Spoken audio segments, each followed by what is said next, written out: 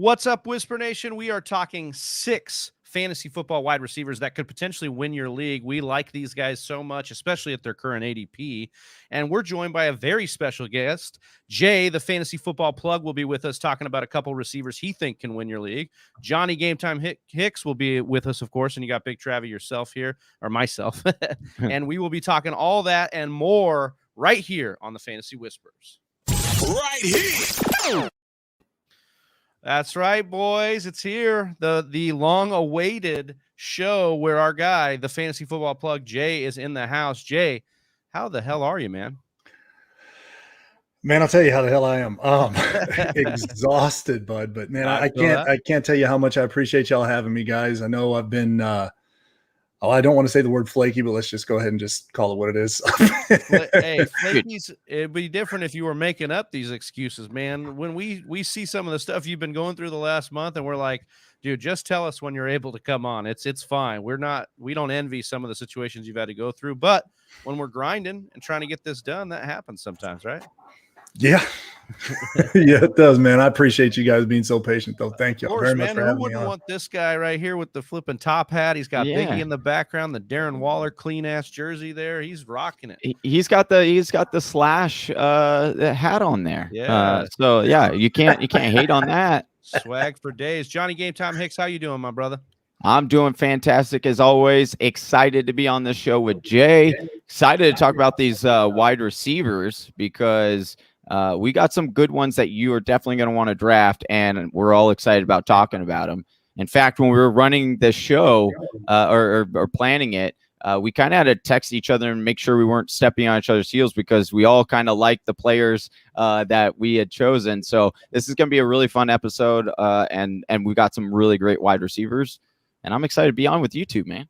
That's right. If you're seeing our faces or hearing our beautiful voices, go ahead and do us a favor and share this on whatever stream you're watching. If you're new to the Fantasy Whispers, consider giving us a follow or a subscribe on whatever platform you're consuming this content on.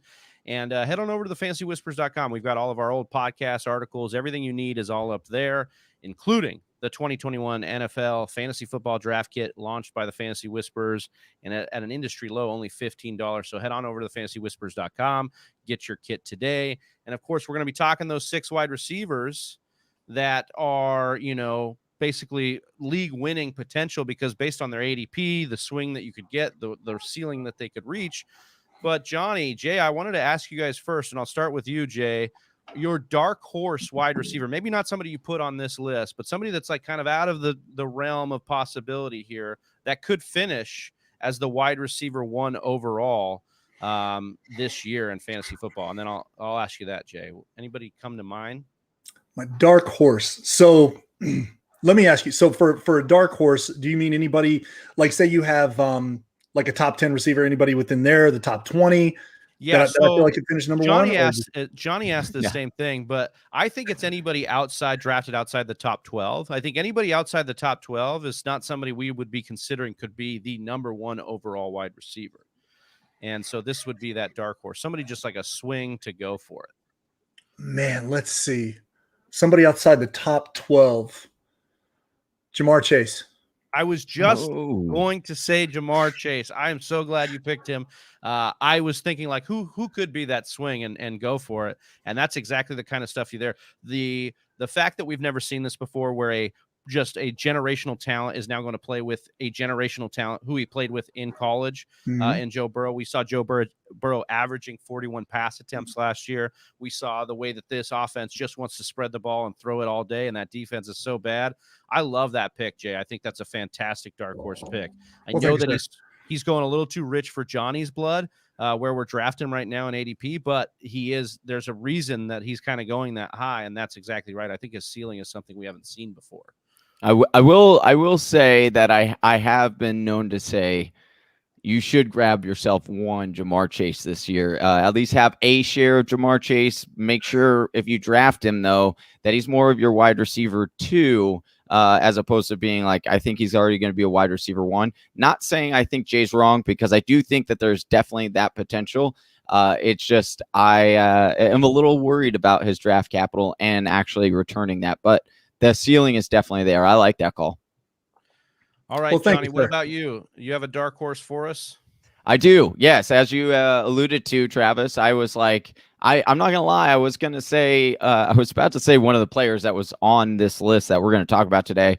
But then with Travy's stipulation, I was like, okay, well, he's not going late enough to be warranting, being the number one. It wouldn't be a true dark horse, as Travis and stepmom Lauren called me out last year when I, kind of, didn't choose a deep enough dark horse. So I'm going super deep. That's fine. Okay. Well, I'm going to go super deep with this one then. I'm going to go a little bit out of left field, but I am full aboard, boys.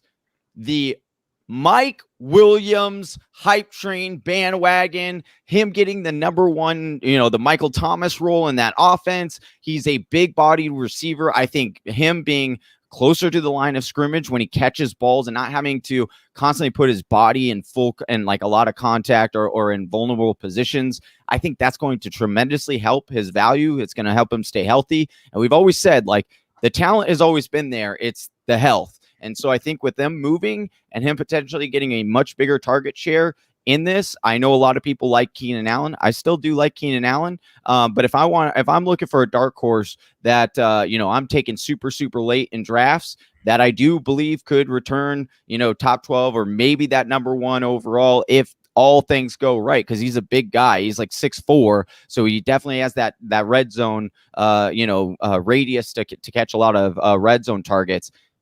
This is a guy who, he could get 12, 13 touches, and you put that with 1,000 yards, and there you go. There's your wide receiver one. So I would say it is a super dark horse, but I'm gonna stamp on Mike Williams. I'm gonna jump on that bandwagon right now. I think it's July 14th. Easy to make him a dark horse. He's a big bodied wide receiver, former first round pick, as you mentioned. This is a guy that is going to Joe Lombardi has been quoted saying playing the X wide receiver in that offense, and we know Justin Herbert, man, that guy can throw a beautiful ball. So it's all lining up there. It could definitely be there, and I think that's the beauty of dark horse. We don't have to hold ourselves to any kind of high standard. It's literally a dark horse. We don't know if it'll be the guy. So. Right on. Well, let's get into some of these league-winning wide receivers. But before we do, I want to let Whisper Nation know that it's that time of year again. The Fantasy Whispers draft kit is launching soon, and it is going to be better than ever this year. Our draft kit is fully loaded with premium player projections and rankings, consistency charts with over 3 years worth of data, cheat sheets, strength of schedule charts, the risk assessor, and so much more. TFW draft kit will be on sale July 1st, or it has been on sale July 1st, and we launched it then, and it's at an industry low for $15. Sometimes these live reads, man, I get tripped over myself. It's industry low $15. So make sure you guys get over there and get the kit today, and stay tuned because next weekend we're doing the mock draft marathon. I'm so excited for that. Jay, you'll obviously be joining us for that, but we're going to work something in where if you buy a kit during that, you're going to actually be donating to charity as well. So that is some beautiful things that we're going to be doing to kind of raise money for some beautiful causes out there. So make sure you guys are subscribed over on YouTube and tuned in for the mock draft marathon. Boys, we're going to get into it. 6 wide receivers. If you're looking at the thumbnail, it says 5 wide receivers, but we threw in a bonus 6 one as well. It does say you just 5. Let me make that excuse for you. I had it perfect. We're throwing in the bonus one right now. And so Johnny, start us off with a guy, kind of made us do a little head turn when you put him on here because, we don't know where this guy's head's at on any given time of year. But Johnny, Antonio Brown is your first potential league winning wide receiver that you should draft. ADP right now on 4for4.com is 909 as the wide receiver 43. Look, we've got the narrative out there, too many mouths to feed. I think that's a little bit tired, especially in this offense. And now he's got a full offseason with Brady, probably still living with him. We know he loves him. Like he just has absolute love for Antonio Brown. How are you looking at this shaking out for Antonio Brown? And how is he still such a value in ADP right now? I honestly think, boys, it's just because of that whole narrative of, there's too many mouths to feed. You've got Chris Godwin, you got Mike Evans, you've got, the tight ends there. I don't know if Brady can support that many wide receivers. That's the narrative that we always hear. And for me, it's like I end up looking at Antonio Brown every single time when I'm looking at these wide receivers for Tampa Bay because listen, a lot of them are still, I would argue Mike Evans is a good value. I would say Chris Godwin is a good value. But to me, Antonio Brown is the best value of all those wide receivers. And I am a drafter who goes based on value of what I can get. And when you're looking at this, like, yes, do they have a lot of wide receivers that are all good, that can all catch the ball? Absolutely, they do. But that's what's so great about this offense, because at the same time, you can't double any of these wide receivers. And you're looking at an offense that passed the ball 40.5 passing plays per game last year. And you're looking at Antonio Brown, who got 20% target market share last year. Again, Chris Godwin was a little bit injured. You had some other pieces. Brady was new into this offense. And so do I expect him to get that quite 20% target share? I don't. I do think it'll come down, 15 to 18%, but you're still looking at a guy who is 22nd in yards per route ran with 207. Again, you want to look for anyone who is over a 2 for yards per route ran. It indicates like their value could be it could be hidden, right? Like they should have more opportunity to score and get more fantasy points. And you're looking at the guys that he's going around, Travis and Jay: Michael Gallup, Jalen Waddle, Michael Pittman, Laviska Shenault, David Johnson, Zach Moss. Like, I do like some of those players, sure. But when I'm looking at these, Antonio Brown, we talk about, dark horse wide receiver finished number 1. Antonio Brown was the most consistent wide receiver before all this, all the law stuff and him going a little cuckoo. But since then, since he kind of started getting groomed by Brady and really going under Brady's wing, we haven't heard anything from him. So I'm all in on Antonio Brown this year. This guy gets red zone targets. AB saw 6 red zone targets in 8 games.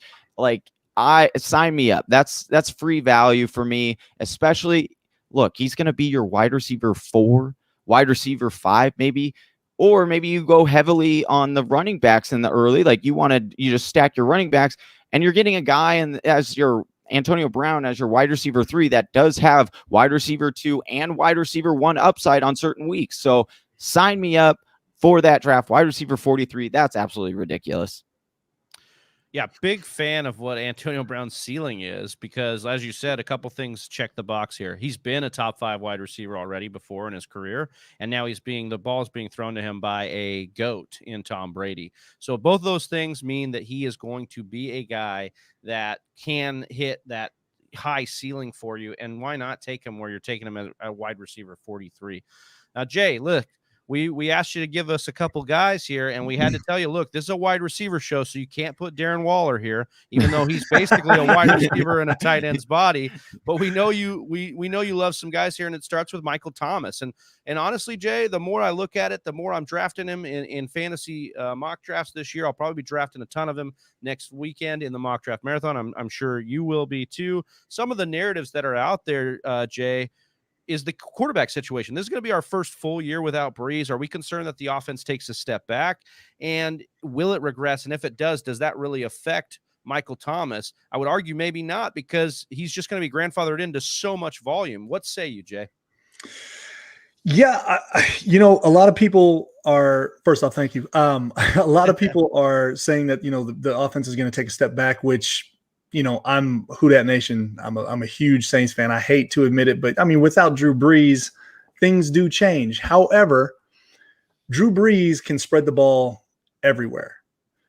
Whether or not whoever starts behind center, whether it's Hill or Jameis, Mike Thomas is going to get the lion's share, if you will, of targets. He's going to be force fed if it's Hill.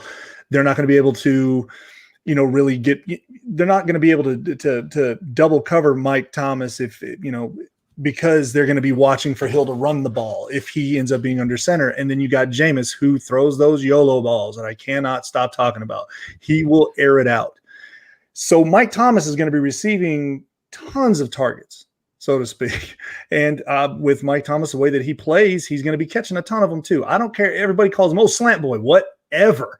I'll take Slant Boy as the number 1 receiver in 2019, whether it's slants, deep balls, or whatever. It's still catching the ball, still putting up fantasy points, still killing it for your team. And this guy's ADP, and I go off PPR, is wide receiver 9. Yep. Yeah. It's just like they were talking about. It's just like earlier when you were talking about Antonio Brown. That dude is coming off of 2 years removed of the #1 possible pick overall. Yes. I mean, it's just unbelievable that he's fallen so much. I mean, I believe that Mike Thomas is going to be, and excuse the paper ruffling, I'm old, so I still write things down. I believe that Mike Thomas is going to have one hell of a year. I don't know if he's going to go back to his 2019 glory, but I do believe he's going to be in the top 5 wide receivers. I believe getting him, as late as he's been getting targeted or his ADP is a steal. I mean, you look at 107 receptions on 139 targets, 1,200 plus yards, and 7 touchdowns in his big year. I mean, he's barely removed off of that, and the guy can ball. So I love Mike Thomas, not just because I'm a huge Saints fan, but because I'm a huge fantasy football fan, and this guy's going to put up numbers. Like you said, top 5 is within his range of outcomes, and that's because he's probably going to be top 5 in targets. You can probably bank that. And if that's the case, then health would be the only reason why he shouldn't turn those targets into something big like he's done his whole career. Mm-hmm. Brent Dad coming in here saying, if Jameis is QB, Thomas will get the same targets as the DBs for the other same amount of targets. Dang, dude.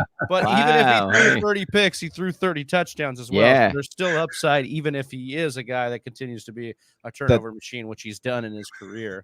The thing that I like about Michael Thomas is he was injured, and when he came back with Taysom Hill, so I don't think Taysom Hill will be the quarterback. I do think it'll be Jameis, but with Taysom Hill, he was wide receiver 16, wide receiver 47, wide receiver 19, and wide receiver 23. Now, does that jump off the page to you and scream like, oh, that's about?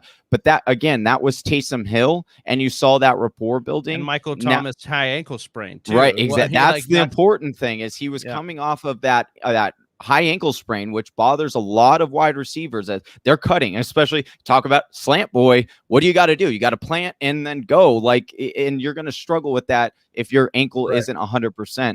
And so you're already seeing him as a wide receiver 2 on the low end and when he's playing, right? He's a low end wide receiver 2 if he's hurt. So you give him a full healthy season. You give him a guy like Jameis Winston, who I do think will end up being the starter. And the reason I do like that even more is if you go back and watch with Drew Brees in, there were so many games that were incredibly frustrating to watch because literally the DBs knew that they were going to just go to Michael Thomas. And so you would see guys running down. I mean, you'd see Smith running down the field wide open, 30 yards down, and they aren't even covering him because they know Drew Brees can't get the ball there. Well, you can't do that with Jameis. So it's actually should free up more space for Michael Thomas to do the underneath work again. And I agree. That's why when I asked Travis, no lie, I was going to say Michael Thomas is going to be my #1 wide receiver this year, but he said it wasn't deep enough. So I agree with your Michael Thomas take. But I love about it, Jay, you talked about the ADP right now. Right now, you can start RB robust or maybe even RB take your boy Waller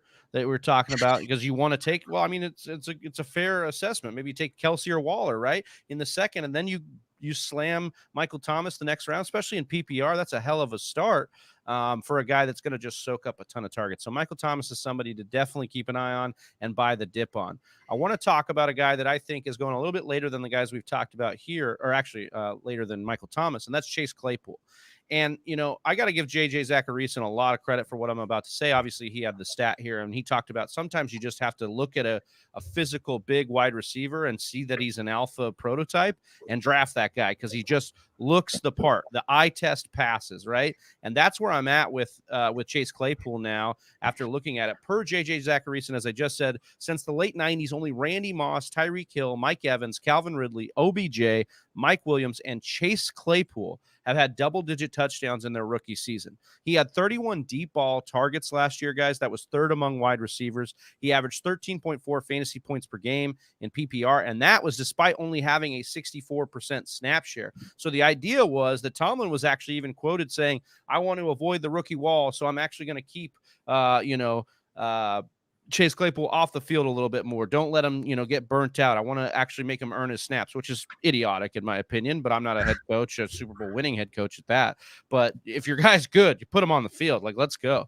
No, but you are a fantasy football champion, that's right. coach. So. That's right. I got that ring. Yeah. Chase Claypool was the first rookie guy since 1970 to score 10 touchdowns in his first 10 games. He also had the 8th most air yards, 1,438 of all wide receivers. Look, I know the knock here is that Pittsburgh drafted Najee Harris and they want to run the ball again and they want to do all these things. But Ben has also been very vocal that his elbow is better than it's ever been, that he's finally fully recovered from this. If you saw he could get the ball down the field, I said, what I said was, 31 deep ball attempts. That's third in the NFL. So we knew that Ben was pushing the ball down the field. He just wasn't connecting. The accuracy wasn't quite there off that elbow surgery. I think that can get corrected this year, especially with a rookie. Like, of course, Ben's missing him a couple times. He's a rookie. He's never played with this guy before. So I actually like this to correct itself. You're getting Chase Claypool as a wide receiver 27 right now. Almost a wide receiver 3, basically a wide receiver 3. And you can bank on this guy. His upside is definitely within the top 10 at wide receiver and maybe more if he really gets going and becomes the alpha. If he gets the Deontay Johnson target share that we saw Deontay get last year, that was top 5 in the NFL. If you give that to Chase Claypool, look the hell out because Claypool is a monster athlete. Absolutely. That was something I was just thinking too, is like, I don't know if you know, like I put out these posts that say, go for the value. Robbie Anderson and DJ Moore. I mean, it's just the exact same thing, man. I mean, I would, and you kind of beat me to it. Deontay Johnson or Chase Claypool. I'm going for Chase Claypool all day because of the value. Mm-hmm. Claypool's a beast. He's a monster. Yeah. Plus, Big Ben is drinking one less PBR after every meal. Hashtag year 17 diet. He also recently renewed his faith. So now that he's found God, I mean, maybe he can find Chase Claypool, who is like a godlike wide receiver down the field here, and throw some heavenly balls into his hands there. I am all about Claypool. I think people you just look at some of the other wide receivers going in his range, and I'm like, this guy, they can't hold his jockstrap at this point. Chase Claypool is a monster wide receiver, and I think if he can just fall into some more targets, he's going to be great. On that 64% snap share, that's the telling thing. He did all of this on only 64% snap share last year. Well, and then I like to point out the new offensive coordinator was the quarterback's coach for Big Ben, but he's only ever been a college coach at Maryland. But what did you take from that when you look at the tape off of that is that he uses a lot of motion to get his guys on mismatches. Excuse me, what's a bigger mismatch than a huge wide receiver that you can put in motion? And so that should also help him. I understand they already saw what they could do when they started, Johnny, when they use him as a rusher, 2 rushing touchdowns last year. They know they can use him in creative ways. They're going to continue to do that. I know that. Yeah. And that's their specialty. Yeah, I mean, that's their specialty, right, Jay? Like drafting wide receivers. Pittsburgh's been doing that for years, man. That's just what they're good at. I just love the value. The value is where it's at. Like, I can understand people saying they're still on Deontay because of the targets and everything. But I'm like, wait, I can get, Chase 3 rounds later and I still have that same potential upside. Sign me up for that. For sure, man. Before we move along on the list, I want to tell Whisper Nation a big thank you, man. We're nothing without your guys' support. Appreciate y'all watching. If you're in here, we've got about 15 people watching. Get those likes up. Let's get to 15 likes on the YouTube or Twitter, wherever you're watching this, Facebook as well. If you feel it upon your heart to help us continue to grow this family and chase this dream, consider joining us over on patreon.com. You can show your support at multiple tiered levels. Patron benefits include access to our exclusive Discord channels, entries to sports card giveaways, increased odds for our landing spot in the 2021 Listener League, and bonus fantasy content that is available only to our patrons. So head on over to patreon.com/the Fantasy Whisperers today and join the nation. Johnny, Terry McLaurin is your next guy and our 4th wide receiver here. ADP at 307, wide receiver 11 off the board. You're still having to draft him as a wide receiver 1, but at the fringe end of the wide receiver 1 category. And I think that we have been waiting for this since Terry came into the league, this unification of his talent with somebody who is going to pepper him the ball and getting him somebody in the offense like Curtis Samuel to help unlock him and draw defenses away, because that's been part of the problem, is all the focus on him. So is Fitzmagic the perfect fit for Terry McLaurin, Johnny? Reminds me of a classic song, that was from back in the day. God. I've been waiting for a quarterback like Fitzmagic. That's Oh, exactly my what they were I've been playing. waiting. Yeah, exactly, dude. Like that's what they were playing in the Oh, locker man. room as soon as Ryan Fitzpatrick came in there, because this is the best quarterback that Terry McLaurin has ever had. And he's already been a beast wide receiver with, garbage cans basically throwing him the ball. And maybe they throw out like one of those like remote control guys has been helping him out too. But when you look at Terry McLaurin, he came out of college. Some people, his speed, fantastic. One of the top wide receivers from that. His hands, he's always good with receptions. But you're looking at what Ryan does for wide receivers. This is what gets me so excited, because you look at over Ryan's last few years with some of the wide receivers he's had, as far as big guys that kind of fit that alpha role, which are like Terry McLaurin. You've got Brandon Marshall in 2015, who had 12.8% touchdown rate. So he had 14 touchdowns, had over 1,000 receiving yards. He gets over 140 targets. Every single wide receiver one for Ryan gets over 140 targets. So you already can bank for Terry McLaurin getting 140 targets. You're looking at some of these upsides of the touchdowns, right? Because the touchdowns are what's going to get you to the potential of being that wide receiver one. The yardage, you got to have that in your bag, but you also need to compile the touchdowns. And when you're looking like Ryan, he'll target his number one in the red zone too. Mike Evans, 4 of his 8 touchdowns that season when Ryan was the quarterback. 6 games he played during that span, and he was getting 9% from Matt Ryan or Ryan Fitzmagic. And then you look at what he did last year to say, okay, well, maybe Fitz is kind of on the tail end. That's why Miami didn't really want it. He had 26 passing touchdowns last year and didn't play the full season. Like, this guy is going to pass the ball. He's going to get it to his number one. I understand Curtis Samuel is there, but Curtis Samuel is going to help take away the double teams. They didn't have anybody else. And so there might be some people saying, well, that was why Terry McLaurin had, as good of a season as he did last year, was because he was the only wide receiver, him and Logan Thomas. Logan Thomas still there. They have Curtis Samuel. There should be less targets to go around. And I'll say, well, sure, there might be more mouths to feed, but we do know, based on tendencies, Fitz doesn't tend to go to his tight end a lot. He will be involved, but it's not one of his major targets. The wide receiver too, and Curtis Samuel, I do think is actually another value, because he's going in like the 10th round, and I think though they will use him around the field. But I think ultimately it's still going to revolve around Terry McLaurin, and this guy is an alpha receiver. I understand you are somewhat having to pay up because you're having to get him in that 3rd round. But I'm telling, like Travis said, with like a Michael Thomas, and I'll be in all honesty, I mean, I love Terry McLaurin. In all honesty, I'd probably go Michael Thomas over a Terry McLaurin if I'm picking one-on-one, just because look at the weapons around and, the style of offense. But I in my personal rankings, I do have Terry McLaurin like 2 or 3 spots finishing ahead of Michael Thomas.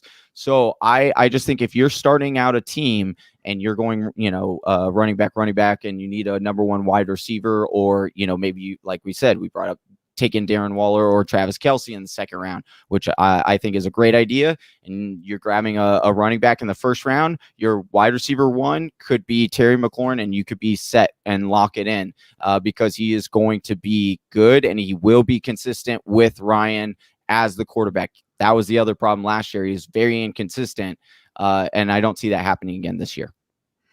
He's also sixth in yak. Like, that's like, this dude ball after he catches the ball, unless you've got him wrapped up, he's still going to catch the ball. But like his jump ball skills and everything, like, he's just all around a beast. That's He's it, right? Finally He's got a just like, quarterback. his rookie year was one of the best graded, next to like OBJ per PFF, right? This is just a guy that all around, like you said, Jay, very eloquently there, all around has all the tools, yak, He can go deep. He can catch contested balls as well. Like, this is a guy that can do it all, and get him somebody that's going to have a little bit of YOLO in him like Ryan Fitzpatrick does, and then you're going to get some beautiful things. So like, as Jay said earlier, maybe Michael, I like how you put it there. You're probably drafting Michael Thomas ahead of Terry McLaurin. That's how the ADP has it. But as what you said there is, Michael Thomas probably isn't going to be, number one, but he could be top 5. McLaurin could definitely be number 1 wide receiver overall, I think. And that's just because of the mystery box, the upside that he has. Six of his games, he was a wide receiver 2 or better. That is on pace with other guys going in that range, like a Justin Jefferson, and again, that was with a terrible quarterback. So Nick coming in here and asking, does your list change for PPR leagues? I just wanted to state this. We typically go off of half PPR just because it's a nice benchmark to go between standard and PPR. But if you download the draft kit over at fantasywhispers.com, we're going to have PPR and standard in there for you in our rankings and projections. And that's only $15. You get the kit with all the consistency charts, team previews, player profiles. So get on over to fantasywhispers.com, or you can click the link in the description if you're watching over on YouTube.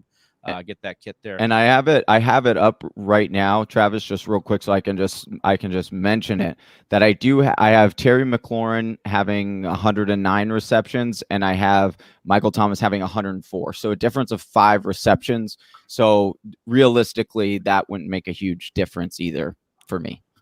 All right, Jay, I'm going to kick it over to you here because I want to hear your take on this, because this has got the industry a little divided right now. Somebody in that Atlanta offense should soak up some of the vacated targets that are now going to be leaving because of the Julio Jones trade. And your bet, you're putting your hat in the ring. That beautiful hat you've got on right there. You're saying it's Russell Gage, baby. Russell Gage is going to be the guy. And right now, I was talking to Johnny. Johnny's got his opinion, and he'll probably come in with something here. But wide receiver 62 in the 15th round is where Russell Gage is going right now. Absolutely a steal. Free. Free. So how do you see this playing out, Jay? You got to love where he's going right now. Man, I love Russell Gage. I was talking to Johnny about it before. Like, Julio's gone. So now who's going to be the wide receiver 1? Obviously, it's going to be Ridley. Gage is going to move into that Ridley spot from last season, in my opinion. They've already slated him as the slant receiver, or, slot receiver. And he's going to be that guy. I believe that he's going to be targeted quite a bit more, especially by Matt Ryan, it seems like, to me, Ryan's getting treated kind of like Flacco used to. Like, they're like, no, he's not elite. The dude airs the ball out no matter what. He's going to be throwing that ball. I know Arthur Smith is there, and he's big on the run game, but he's not coaching Derrick Henry anymore. I know Mike Davis seems like he's going to be a great running back out of the backfield, which that's a whole other show, I'm sure. Can catch the ball out of the backfield, but I believe that Russell Gage is going to be getting a ton of targets. He's going as wide receiver 58. That's basically, I mean, you could almost pick him up off of waivers, but if he's available, my 15th, 14th, 15th, 16th round, even if you go that long, I'm jumping on him, because I believe that he's going to be, he's put up some decent numbers. He's won weeks for people last season. I know you have Pitts coming in, and everybody's like, well, Pitts probably going to be running the slot and things like, doing slant routes, things like that. But I think Russell Gage is going to be that main receiver, so to speak, of those targets from what Ridley was doing last season. Because Matt Ryan can, if he's showing you anything, you can have 2 receivers on that field and he will make you a star, like he did with Ridley when Ridley came in. Ridley was extremely skilled coming out of Alabama. He gets into that offense with Julio Jones. People slept on Ridley until boom, he had those weeks where he was just balling out. And I believe that Russell Gage is going to fall right into that spot, nice and snug-like. I think the volume could potentially be there. My concern is just more about the skill level. We're trying to compare Gage to Ridley here. Obviously, Ridley, much more touted prospect, but I think the volume is there, and sometimes volume is all that matters. We've had tons of scrubs step into just elite volume and then end up producing, and you don't care. And Jay, at where you can get him, like you said, 14, 15, 16, like buckle up, just grab him. And then you'll know within 2 weeks if he's settling into that number 2 role, and cut ties if you have to cut ties, or keep him on your roster and reap the benefits, I think is a big big way to look at Russell Gage this year. All right, go for it, Johnny. I don't mind. Again, like this kind of goes back to referring to, like, we brought up a player on our tight end show, and it was like I wasn't necessarily a fan of that player, but when you bring in draft capital and you're like, okay, it's a free dart throw at a potential number 2 spot, then it's like it's hard to argue against that, right? But I would say that I tend to be more so on the Zacchaeus bandwagon. I think he'll be the number 2 there, in which case, like, I would be more, I like grabbing him over a guy like Russell Gage, just because he is more of a slot player, and they've already come out and said that they're planning on like writing in plays for him, which I don't know about you, but in my line, like in my eyes, like I get concerned when I hear that, because when I hear that, I think of like Curtis Samuel in Carolina, and sure, like, yeah, it worked out because he got, he still ended up over 100 targets, and so yeah, if Russell Gage can get over 100 targets, we know he's talented. We saw him produce last year. I just think Zacchaeus is a little bit bigger wide receiver. He kind of filled in a little bit more nicely when Julio wasn't there. But I do think, like you said, like whoever that number 2 wide receiver is for Atlanta, they are going to see the field quite a lot. And we saw, Arthur Smith is the head coach coming over from Tennessee. What does he does a lot of 2 wide receiver set bases. And what do we see? It went back and forth between AJ Brown and Corey Davis last year, with both of them being able to be nice fantasy options. Like you said, Matt Ryan's not dead. He's not a horrible wide receiver. And I do want to know, I'm going to cut. Jay he agreed. He thinks Joe Flacco's elite, is what I heard earlier. No, I did not. No, sir. No, sir. I'm saying that other people are treating him like he's Joe Flacco. Right. Yeah, exactly. But that's all I have. But again, when you're talking about draft capital, take your guy. It's like, that's what we always say. Take your guy. If you believe in Gage, don't listen to me. Go after Gage. But that's just my personal opinion. I'm more leaning towards Zacchaeus. Yeah, right here, Joe Morley Sports Show says, either way, the Falcons should be putting up yards. We probably agree that that will be happening, because that's just been Matt Ryan's forte. We want to talk a little bit. Warzone Sports Network says, what's up, gentlemen? And Jay the Plug, what's going on? Our guys, shout out my guys. Appreciate you guys popping in here and giving us some love, and we always love having Jay on. All right, our last wide receiver here, Cooper Kupp. I want to bring it home with Cooper Kupp. He's going in the 5th round at 506 as wide receiver 22. You read that right. Not as a wide receiver 1, not as wide receiver 15, but basically almost a wide receiver 3 at wide receiver 22. Red zone expertise is a big thing for Cooper Kupp's career. And just basically, I want to talk about Stafford being a huge upgrade from Jared Goff. If we go back to the 2018 breakout season for Cooper Kupp, he was on pace for the wide receiver 2 overall with 21 touchdowns. He was on pace for it before he tore his ACL and only played 8 games. He came back in 2019, scored double-digit touchdowns, 10 touchdowns. Last year, as Goff and this offense, just kind of materialized into dust, he only scored 3 touchdowns. But even though he was underachieving last year, he again led the Rams in red zone target percentage, 26 and 22, or in 2020. And then 29% in 2019 when he scored those 10 touchdowns. Any season that Stafford has played, guys, he more than 15 games, he's thrown for over 25 touchdowns. We've got Stafford coming into play in maybe the most balanced offense he's ever played in as far as weapons around him.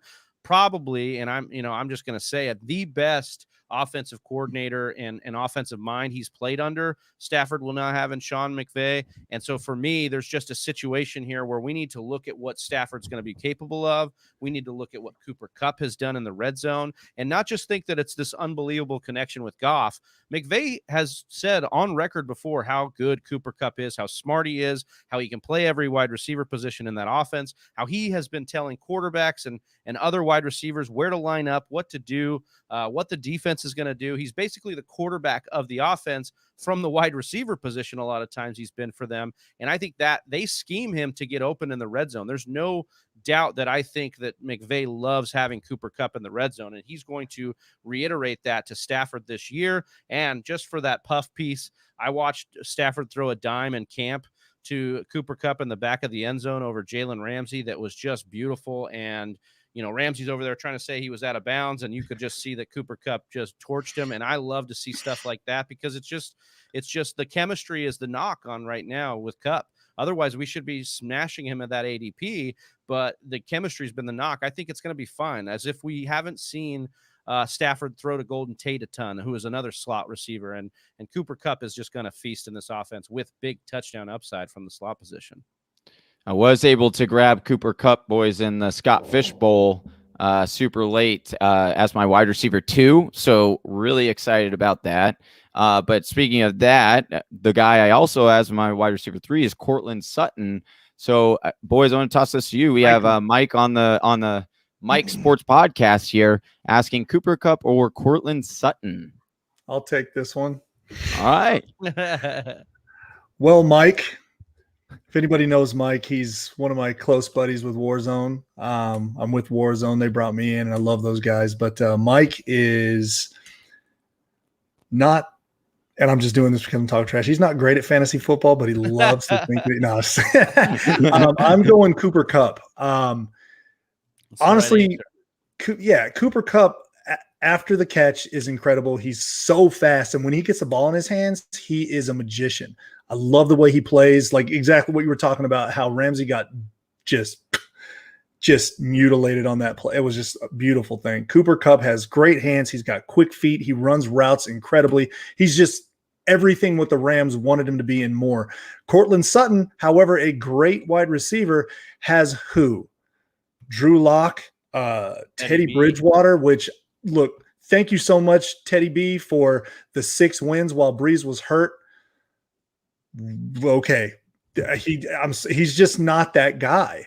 Elway cannot seem to have a decent hold on a quarterback or has any idea what he's doing when it comes to getting a quarterback. You would think the guy would be incredible, but old Wooden Teeth cannot seem to get it straight.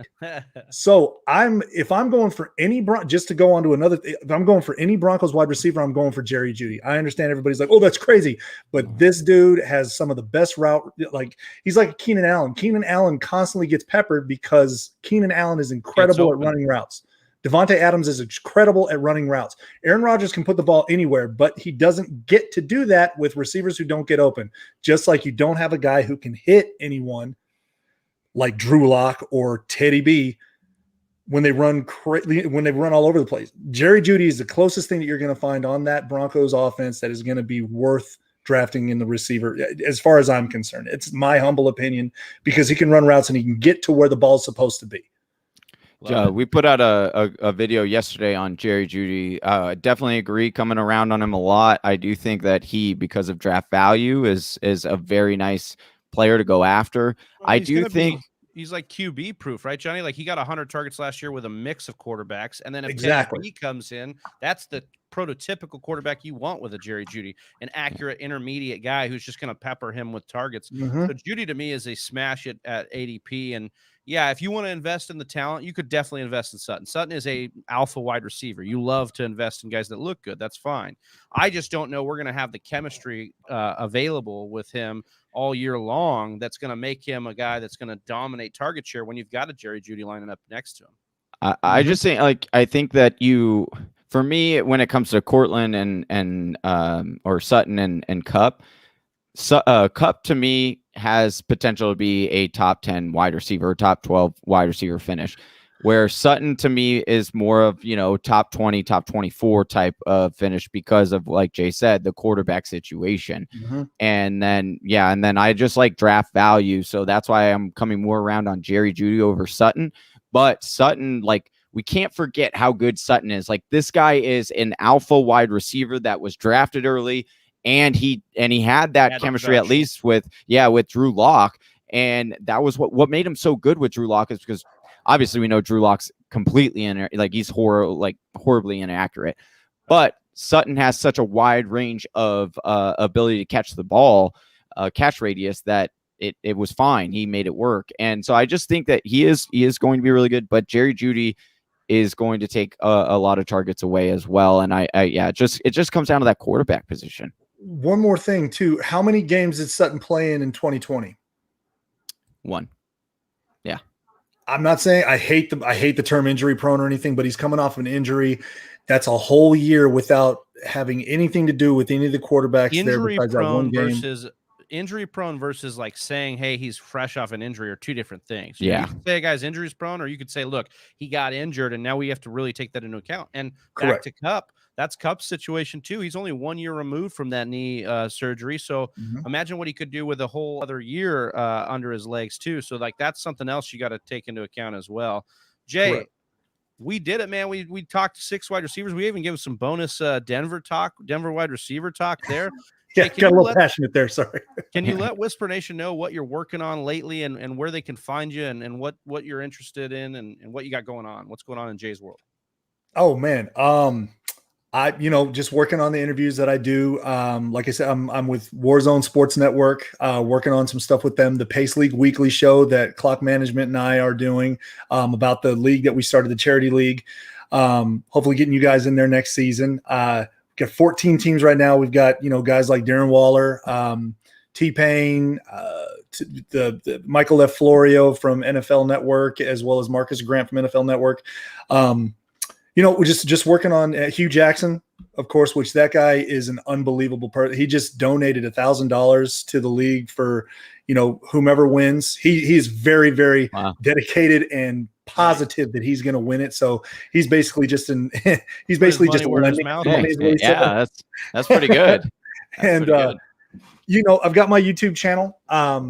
Make sure you go over there and subscribe. I'd really appreciate it. They've got all my interviews and some fantasy football stuff there, but most of the fantasy football stuff I like to post is on Instagram, which is Plugged In with Jay as well. Twitter, I've been kind of getting a little bit more involved with that. The fantasy plug 1 is what it is. And yeah, man, just trying to get on these shows with my boys like you guys and having a blast doing all that stuff. I can't thank you enough for having me. Of course, man. We love it. We know Whisper Nation loves it when you're on with us. And we're going to get you on next weekend for that mock draft marathon. Whisper Nation, make sure you're subscribed over on YouTube if you're not already, so you can know when we're going live. But it's 10 a.m. to 10 a.m. Pacific time, and that is July 24th to July 25th, 24 straight hours of mock drafting. Jay will be in there for at least one of those hours. We know that much because we love the guy. We love having him on here. So for Jay, the Fantasy Football Plug, for Johnny Game Time Hicks, I'm Big Travy. We're the Fantasy Whispers. We're out. Peace. Right here. Oh, you watched the whole video? That's impressive. But if you want to learn how to dominate your draft or win your league, why don't you head on over to thefantasywhispers.com and grab your draft kit today? Or you could click the link in the description below. And if you're still not